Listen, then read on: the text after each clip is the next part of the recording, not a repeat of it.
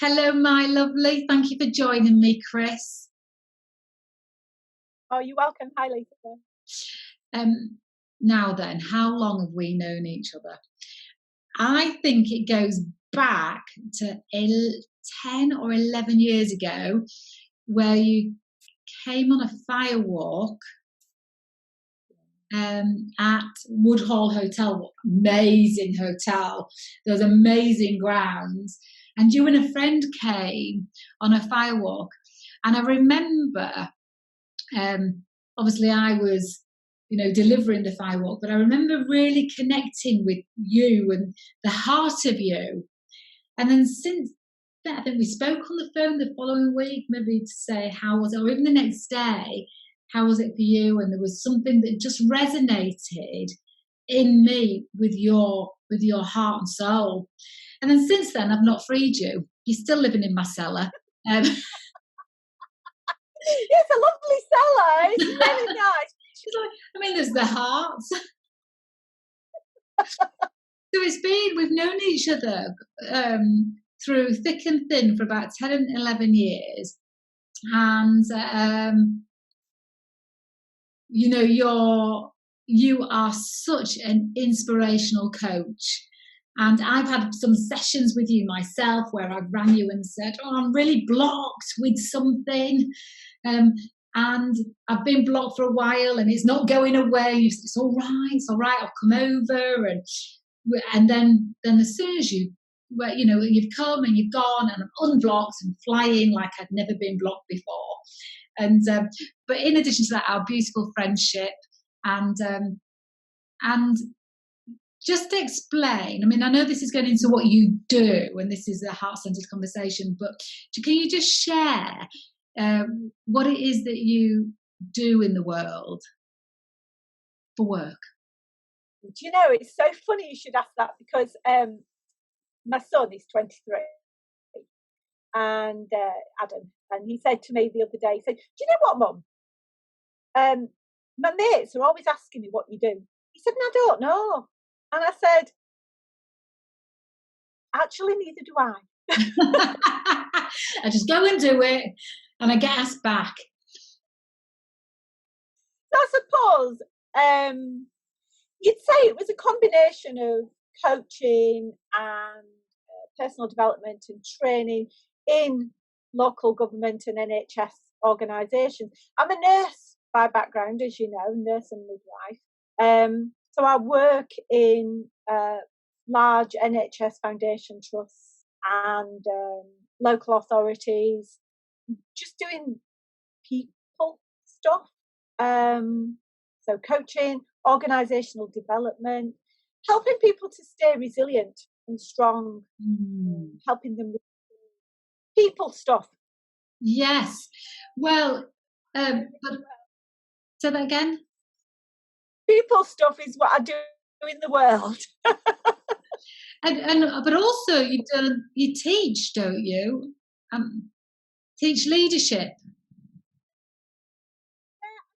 So leadership and change management and helping people to be the person they want to be in leadership positions is really close to my heart, because I've been in leadership positions, particularly in the NHS, and you kind of feeling your way through it. And sometimes you get it right. But I think when I did my first degree, I realised that there's a lot of research around how to help you to be a better leader, what the skills and the traits. So yeah, I do a lot of teaching for the Open University and for the NHS Leadership Academy. So it's eclectic mix. And I know in some of the conversations that we've had, I've been in constant awe of the material that you create, but how a lot of it is experiential, but in quite a fun way. I remember the story about the monkeys, and also, we can edit it out if this is a bit where people are like, don't edit it out. What are they going to ask? We want to hear this. But I remember you wanting to teach in quite a powerful way about the kind of unconscious behaviours nurses sometimes have when they're so busy and under pressure that they can often become very task orientated and probably less aware of what the patient is feeling or needing, because the patient's probably not able to communicate in the way that we do when we're at our full strength. And so that kind of dual situation that's playing out. And I remember you saying about on your course, what you do is to help them understand it better, is perhaps reenact an extreme of how they might be treating patients. Do you know what you did? Because I found that really powerful when you told me. I think what it is that sometimes in the busyness of life, you focus on the task in hand. That's great.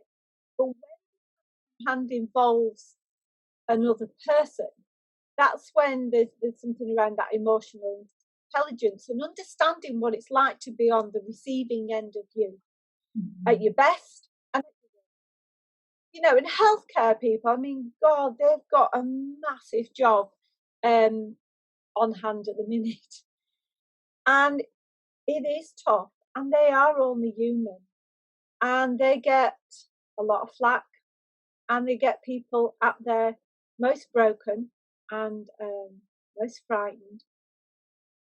And I suppose it's how, as a human being, you manage yourself to be as effective as you can, but to be kind.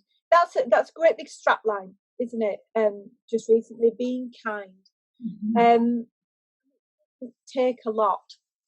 And I've always thought that in training people about what it's like to be on the receiving end of you have to feel it first. Yes. Feel it first.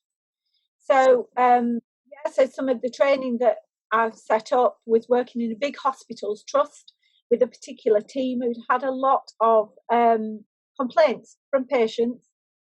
And I believe wholeheartedly that you can get lots of things wrong. You can, and things happen. You know, you get stuff wrong. But if you're kind and if your heart's in the right place, people forgive, because that's who we are as a human. In humanity, people forgive. And this particular team had a lot of complaints about how staff were treating them. And they'd just forgotten to be nice.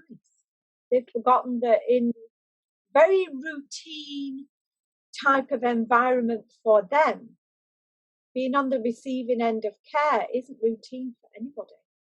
So we set it up, a colleague and I set it up, where we would model the behaviours that the patients had said they saw. And so one of us was very kind and very open and registering people. Please sign here. Would you like a seat? Do have a drink. We won't be starting in 5 minutes. And the other one, which was me, was very efficient. So I was very efficient, but I had no niceties around me. I didn't smile. I did my job. Very effectively, but there was no emotion behind it. And so we set them up, we had them sat down, we talked a little bit about how the session was going to go. I also was a bit nasty to my colleague as well. You know, I would snap at her, I would huff, and clearly my behaviour was not good. And then we decided, we said to them, right, we need to split you into 2 groups now, because you're quite a large group.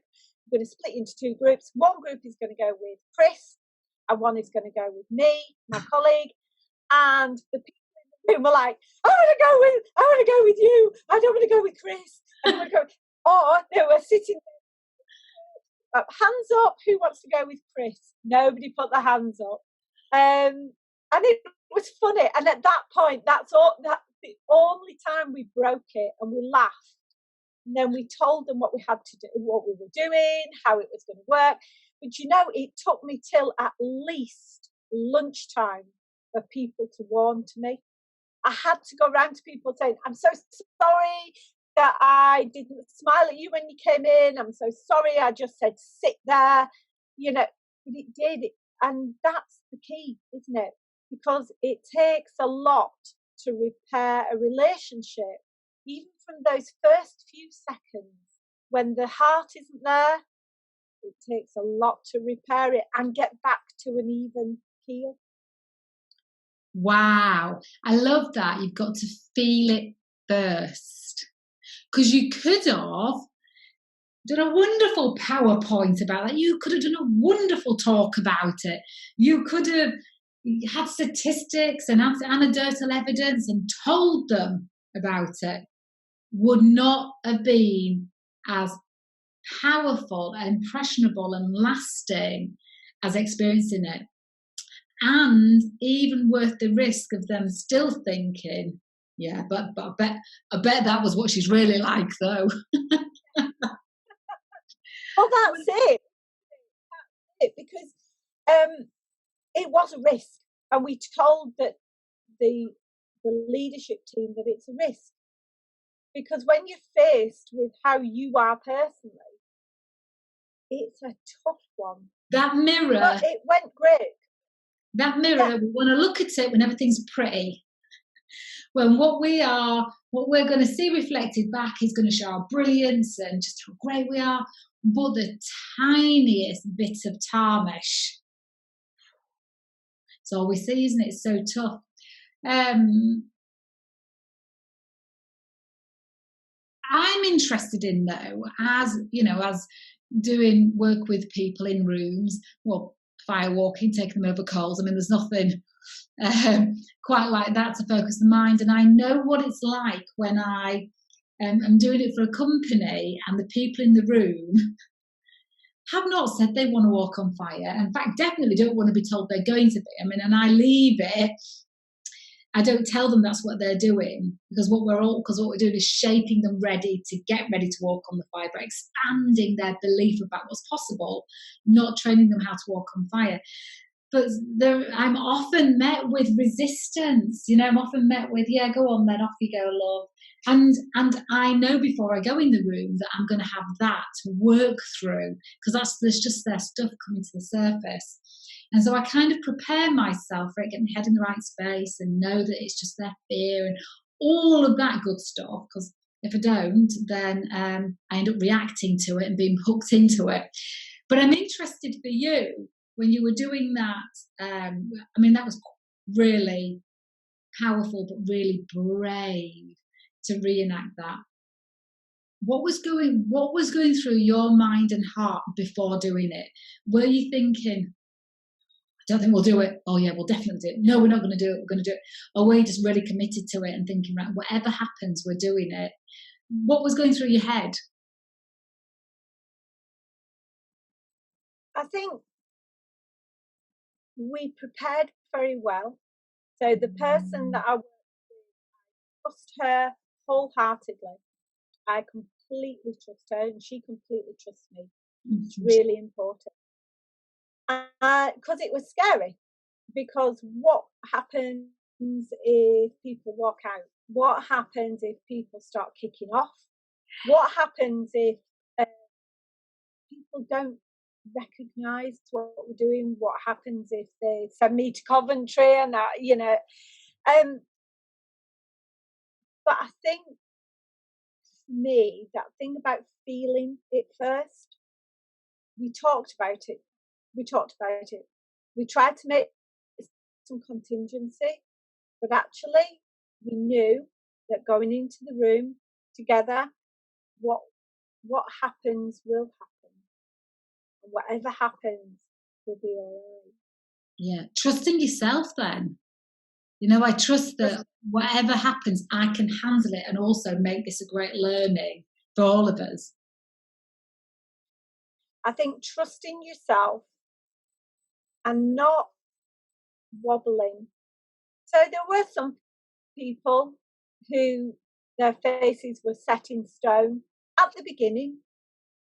And I suppose it's that thing of my heart for doing this wasn't to say, well, you do this and it's wrong. You do that, people have complained. Not that. It's given people an opportunity to know what it feels like and an opportunity to recognise it for themselves. And if they want to change stuff, then we're there to help. So we did an exercise on labelling, and that was very powerful. How do we label people? And then how do they label us? Because we all have labels, but it's what we do with them. Does that label define how we are with that person and who we are with that person? And I always think about things like schools. You know, you're labelled as the naughty kid. And then even when you're a good kid, nobody notices that bit because they're looking for the naughtiness despite everything else you can do. And that's what we can do, you know, with other people. You're the demanding person. But what happens when I'm not? You notice that? Yeah, it's a bit like when you're not the label I've given you, then you're greyed out until you are the things that are aligned with the label, like a minimised screen. Just talking about you, how long were you a nurse for? I was a nurse from when I was 18 I came away from clinical practice probably about 15 years ago. So I'm not going to tell you how old I am. No, I was a nurse. I was a nurse for, she would have been, I think, 27 years maybe. Wow.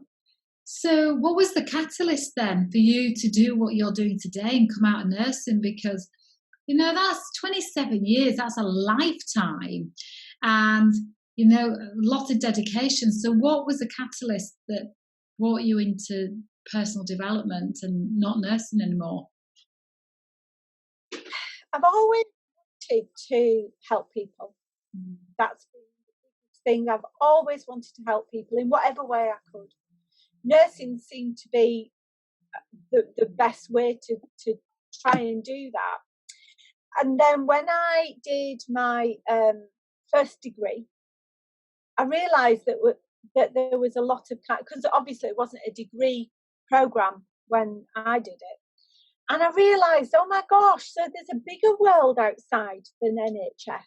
And I started to learn, it was through learning really, and still wanting to make a difference to people. So I went into service development and improvement to help other nurses to make a difference to patients. And I think it's always been the same.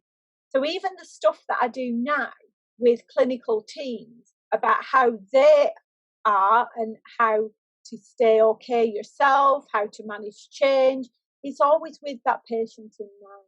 Because if I'm not okay, a clinical person, then they're not going to get the best of me. And it's all patient in mind. Because we could all be at any point in time, couldn't we? And that's all we want really, is we want skill and care and kindness in our most broken moments. Right, our most vulnerable. Yeah, absolutely. And so, having been a nurse for what must be your entire life, because you're only 35. Well done. Yes, yeah, give you that $5 later. Oh, it's gone up, darling. It's a tenner. It's a tenner or one toilet. Oh, okay, yeah. So, having been a nurse for such a long time, Have you ever seen anything close to what's happening with our reaction and response to the COVID-19 virus? Have you ever seen anything like it that we, or general public, probably wouldn't know about? Have you ever seen anything like this? Ever. Never in my lifetime. Yeah. I don't know what else to say. Never.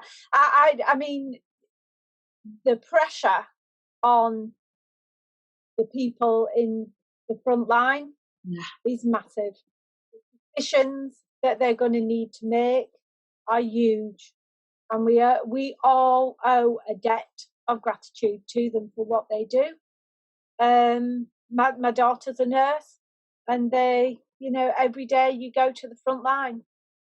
And I'm guessing it's exactly like that because, and tell me, are they putting their lives at risk in order to do their work? Yes. There is nothing else to be said but yes. What I would say though is that 80% maybe even higher will be fine. We'll be fine. We'll manage. We'll be fine. It's the 20% that it's going to really affect, and it's those we need to affect. But the people in the NHS, who knows who those 20% are going to be? We imagine it's going to be people with pre-existing conditions, and susceptibilities. But the people on the front line, they do that every day. Yes, they are. They can be putting their lives at risk, but that's what you do. What goes through your mind and heart when knowing all that you know about what they go through and led teams in it at this time, because there's nothing you can do, and you're self-isolating as a good law-abiding citizen. But what goes through your mind and heart when you see people, and well, two parts here. I'm guessing that you know the severity of it more than the layman. And so what goes through your mind and heart when you see people who are in denial and are doing what they like, going to the seaside in their groups, meeting friends, being in areas, and we've seen the videos on Facebook of people saying, stop it, but having been a nurse, what goes through your mind?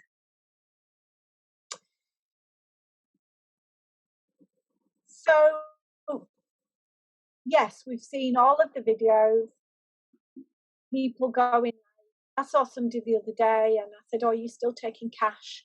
And she said, "Well, why not?" And I said, "Oh, it's just that some places don't, they like you to tap." And she said, "Well, if you're going to get it, you're going to get it." And I came away and I thought, yeah, but it's the most vulnerable in our society that we need to be looking after. But the problem, sorry for interrupting.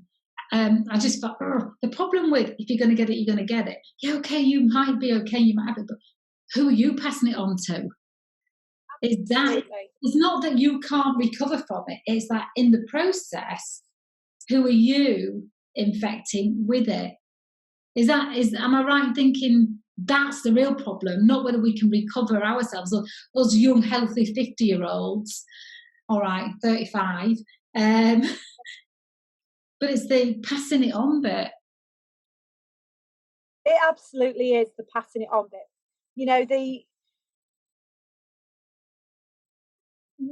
majority of us will be fine. But isn't that the whole thing that's happening? People strip the supermarkets because I'm going to be fine. People buy up everything and then throw it away. They buy up all the food. What we've seen in supermarkets is people have just been going through, buying everything, taking more than they need.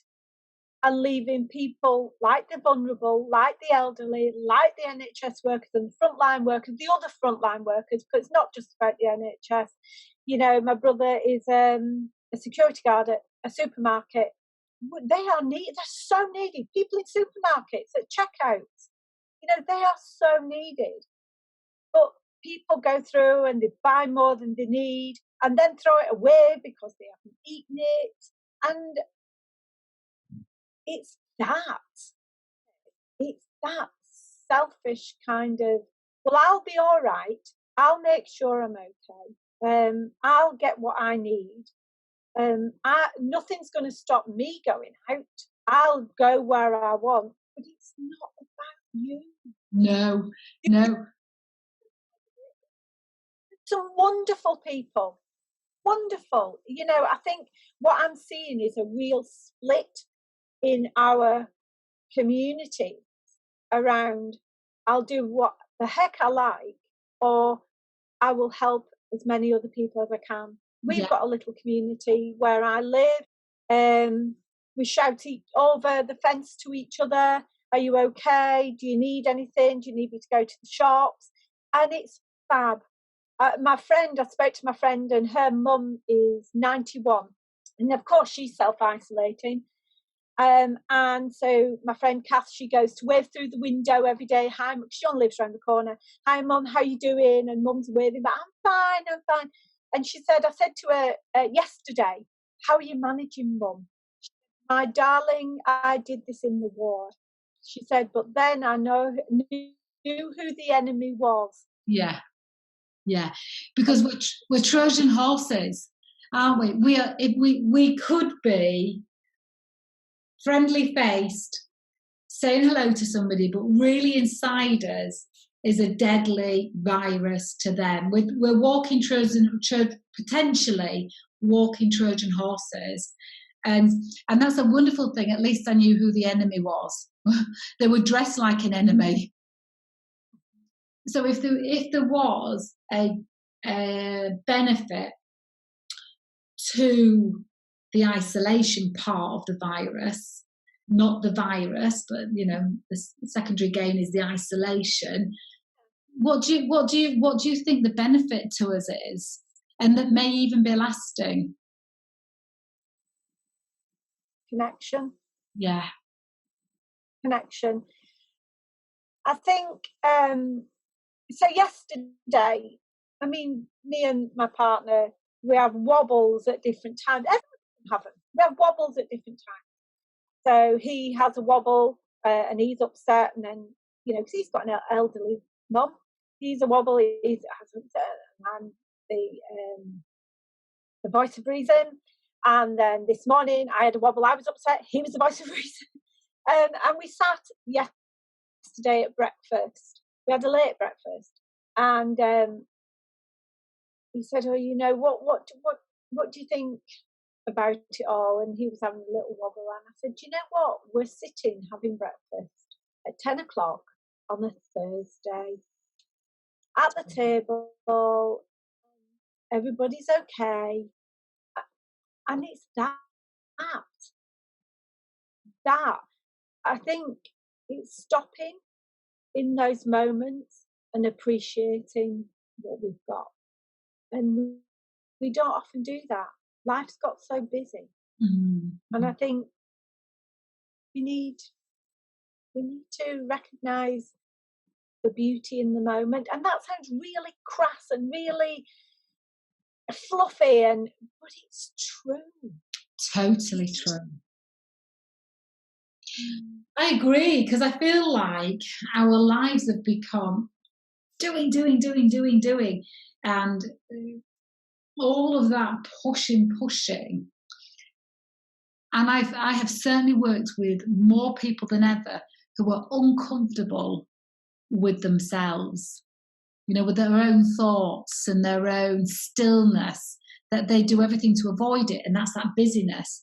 And to some extent, I can see, even now, when they're being called to isolate, be still, they're still being involved in having to be busy doing something rather than being still being present, enjoying the beauty of the moment. And I almost feel like until we've all got it, the universe isn't going to let us move on. No, there's still somebody moving over there. Another week. A bit like, you remember that game we would play where you had to, at the school actually, when the one whistle, we had to stay still. And when everybody was still. Yeah, sleeping lion. Yeah. And then when everybody was still, then they blew the second whistle and we could go to the class. And it's a bit like the universe has done that. You're not getting the second whistle until you've all got this message. And I keep saying to my other half is, let's make this meal go a bit further. And he says, well, we could have it. I said, yeah, but what if the universe needed us to be a little less greedy? So let's comply right now, because I'm full. I don't know about you. And looking at all those things of where we're being greedy and we don't need to be, or just a little bit indulgent and we don't need to be. What if this was a lesson the universe needed us to have? And but when else are we going to unapologetically have to stay in and to a very large extent do no work? We can. Yeah, it's true. It's true, and I think, and the weather's good. I think I understand it must be really hard, for people. Like my dad lives in an upstairs flat.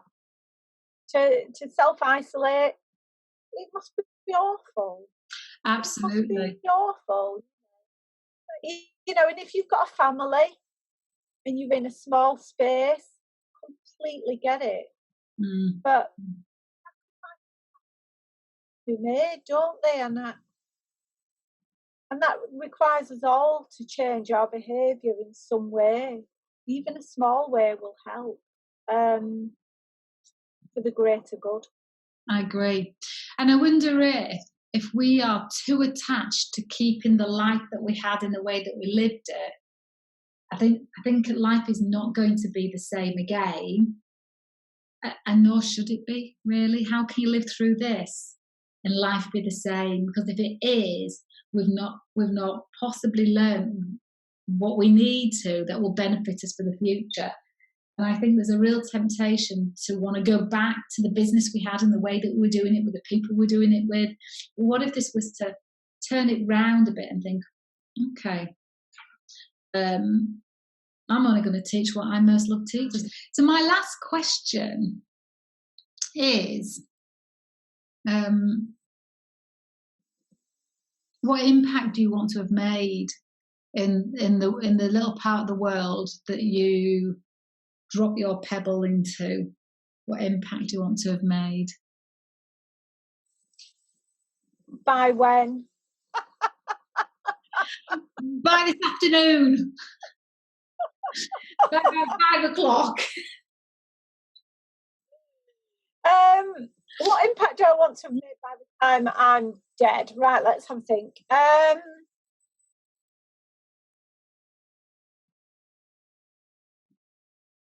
Well, I can see in my children, my love of people.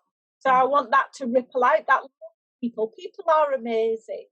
In times of great adversity, you can find that you're pretty strong, and you can find that you're amazing. You find other people are amazing at times of great adversity and at the great times as well. So what difference I want to have made is that people just connect more with people. I want them to understand that it's a kind world, it's a good world. We just have to keep remembering that, because sometimes it feels pretty shit. Sorry. Well, you're right. Well, it's in those moments when it feels pretty shit that I think people are in fear, and then their belief in humanity and things might not be at their best. Yeah, I think so, and I think that's probably a good place to finish is that belief in humanity. Believe in humanity. Believe that we can get through it. Life and love, and just keep strong. That's the difference I want to have made, that people understand that. Yeah, I love it.